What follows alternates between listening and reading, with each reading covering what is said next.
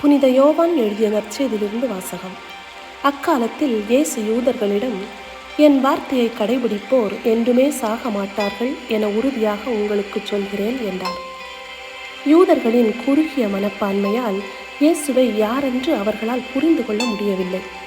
இயேசுவின் பல புதுமைகளை கண்டபோதிலும் அவர்கள் கண்கள் மறைக்கப்பட்டிருந்தன. அதனால்தான் ஆபிரகாமை இயேசுவோடு ஒப்பிட்டு பார்க்கிறார்கள்.